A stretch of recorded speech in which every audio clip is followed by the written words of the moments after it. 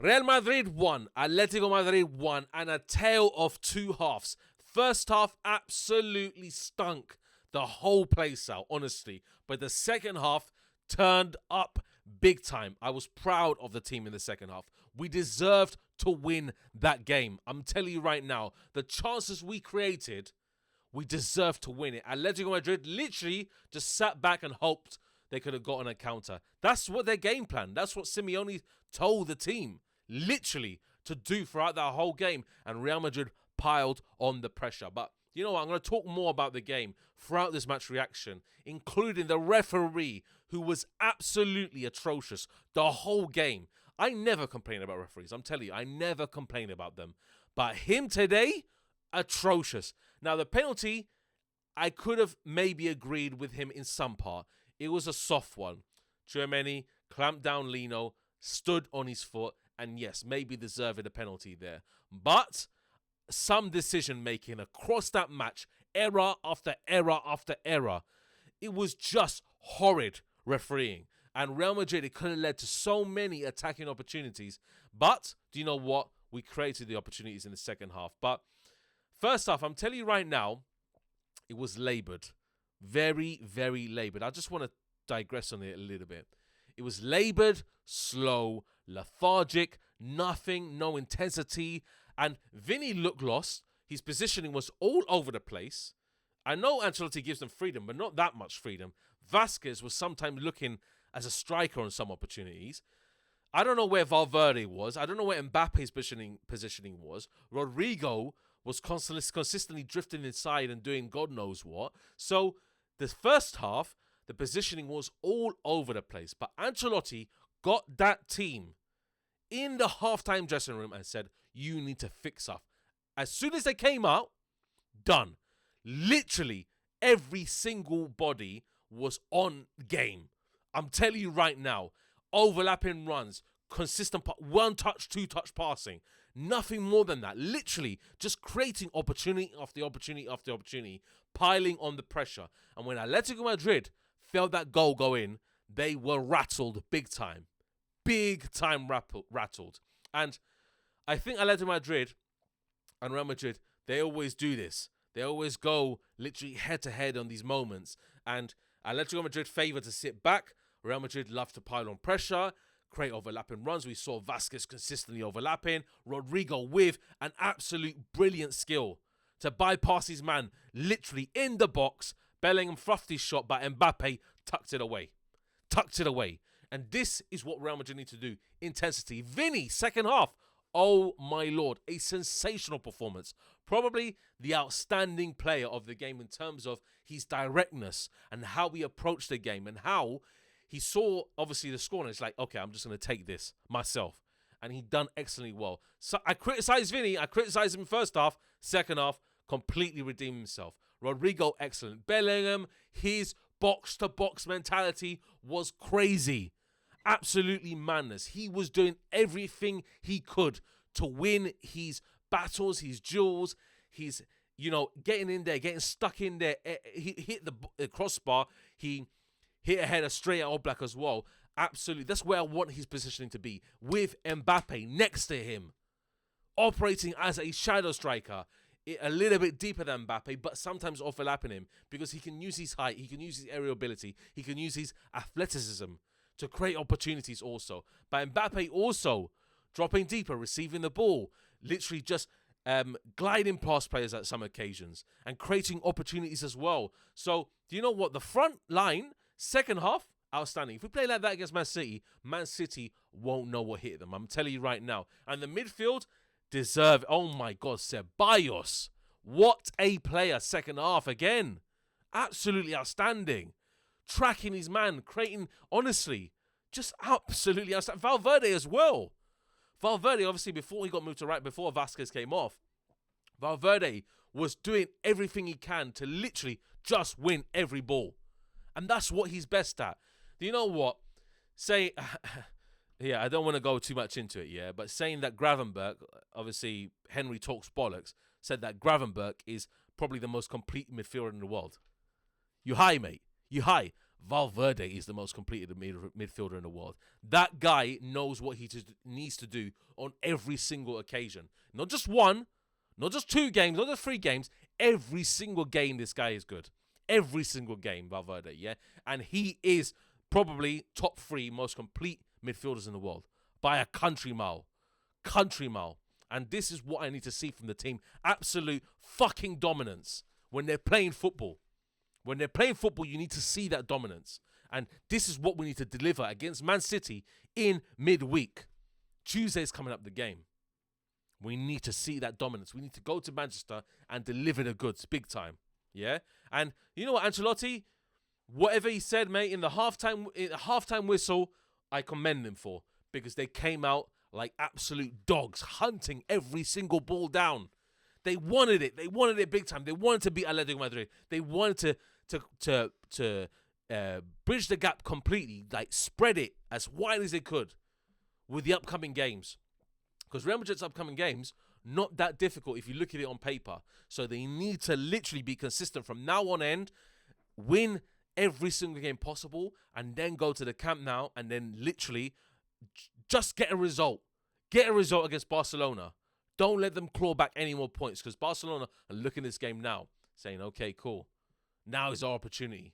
It's a good time. It's a draw. Now is our opportunity to claw back points. Yeah, so we need to literally be on our game from now on end. But brilliant. We need to play like that consistently, I'm telling you. Because when in Real Madrid do the intense movement, they literally just look a different team altogether. The best team in the world when they play like that. I'm telling you right now. I'm telling you. When Garcia and Vasquez are literally just bombing up outside on the wings. Not Vasquez running in the middle, trying to invert and doing his own thing. Outside, overlapping wingers just cause more problems for the defense to handle. Big time problems. And give us more opportunities to score. Because, look, we had no shots on target literally in the first half. None. Second half, different ball game altogether. Different ball game, yeah? And the defense, second half, sensational. I tell you what, Asensio probably was the only good player from the first half. Asensio was outstanding, outstanding. There is no really man of the match for me, personally, when you look at it on it. It could be a toss-up between Vinny and Rodrigo, I think, because they were direct. They were on job. The second half especially, on job. Rodrigo was good in the first half as well, don't get me wrong, but they were literally cooking, yeah? Rodrigo, his shot that he did, he could have passed it out to Valverde. Valverde was making a really nice run on the outside of him, but he should have maybe fought ahead a little bit more on that. But, yeah, great second half, stinky ref, bad refereeing. Bad refereeing. Yeah, the penalty was soft, but across the game, just atrocious. The Real Madrid players were just looking at him and saying, what are you doing, mate? What are you actually doing? What kind of refereeing school did you go to? Quite literally.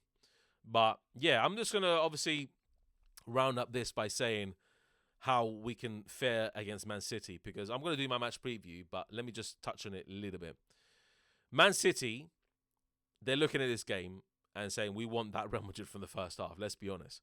They don't want the Real Madrid from the second half, because if we play like that with intensity, we press as a unit. And you saw the pressing game. I haven't seen Real Madrid press like that in a long time. As a unit, 3-man pressing system around every single player. Just Bellingham running at them. Frank Garcia, especially on the left, running at them. Vinny also pressing. Mbappe pressing. Everybody doing their job. That's how we need to play. None of this control bullshit that we saw from Real Madrid. None of this control bullshit. We need to see a cohesive press that can trouble Man City. If they do that, there's going to be problems. Look how Arsenal played against them. When they're literally trying to play around the back. Press them continuously. Don't sit back off them. Press them. Give them something to think about. And then you will play a decent game of football against them. Because if we counter-attack them, I'm telling you, it's a long day from Man City. It's a long day with Rodrigo, Mbappe, and Vinny. Long day with Bellingham just in behind as well. Very long day. But I was crying out for Brahim to come on earlier. I think Brahim could have given us a bit more control in the midfield. Maybe Modric as well. Modric obviously came on a little bit earlier, but it was a bit too late for decisions. Ancelotti was kind of lost there. I think he needed a bit more creativity, just a little bit more, because yes, we were pressing well, yes, we had runners in midfield, but we lacked that little bit of extra, cutting edge that we needed to break down Atletico Madrid, because Atletico Madrid, they haven't conceded many goals this season for a reason, and you saw why. They're very set up. They're set up well. They're cohesive as a defensive unit. They like these 2 banks of 4. They know what they're doing. Yeah, they limit the space that players like Vini and Rodrigo and Bellingham and Mbappe could have. They limit them. Obviously, Ceballos and Valverde cooked. Yeah, and Camavinga came on a bit more direct.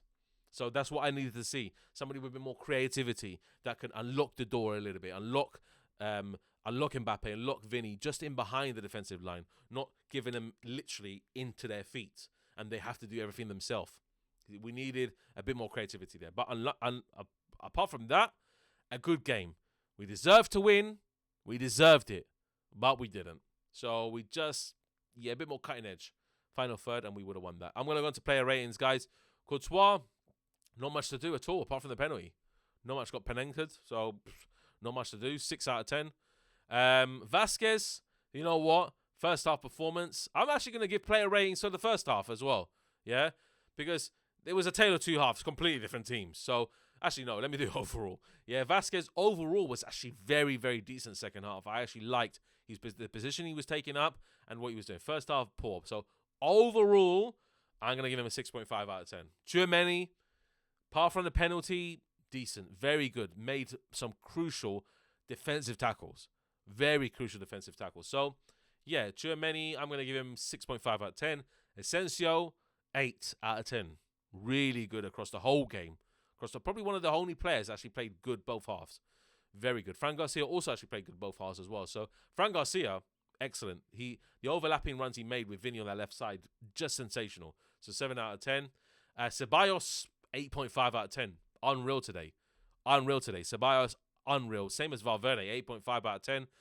Rodrigo made the goal literally for himself. So great stuff as well. Rodrigo, 8.5. And then Bellingham, I tell you what, Bellingham, you know what, actually it's a toss-up because Bellingham was absolutely incredible today. Absolutely incredible. He played decently in the first half as well. You know what? I'm actually going to give Bellingham my man of the match. 9 out of 10. 9 out of 10. Vini, 8.5 out of 10. And Mbappe, 8 out of 10. Sensational from the team second half. So, overall, good. First half, stinky. I got to just say my piece there. Stinky first half. So, second half, I do base those ratings. Ancelotti, 8 out of 10. When in the first half, look, obviously, the starting lineup wasn't the best. The instructions weren't the best. But the second half instructions were good. And that's how we need to play. So, absolutely 8 out of 10 from Ancelotti. Referee, 0 out of 10. Shit. Absolutely shit. That guy deserves never to referee another game in La Liga. Just atrocious. Absolutely poor. Poor across the whole match. I don't know why, why on earth, the Spanish Football Federation decided to put this referee for this game. Why? Honestly, I don't know. Like, can you evaluate this performance, please? Because I'll tell you what, the last letter that they sent, was harsh. This letter they send, gonna be harsher. Watch Real Madrid cook the Spanish Federation. I'm telling you, they're gonna cook them. They're gonna send them some harsh letter, to say, what is this, man? And you know what? The game was playing on, especially before the penalty was given, and it literally just played on for a good amount of time before the VAR. Like, literally, what's going on? Like, what is going on? Like, whatever it is, and whatever the situation is. I remember that Atletico Madrid had literally, I can't remember who it was, literally cushioned the ball on his arms. What's that about, then? What's that about? Honestly, I just commend the team for their second half performance. Absolutely amazing. And, we need to see more of that. We need to see more of that. Not too negative today, not too positive. A bit of a mix in between. Tale of 2 halves, like I said in the beginning. Guys, much appreciated. Comment down below. Let me know your thoughts on this. And then we'll see you next time. And there's nothing more to say than Hala Madrid y nada más. Take care, people. Adios.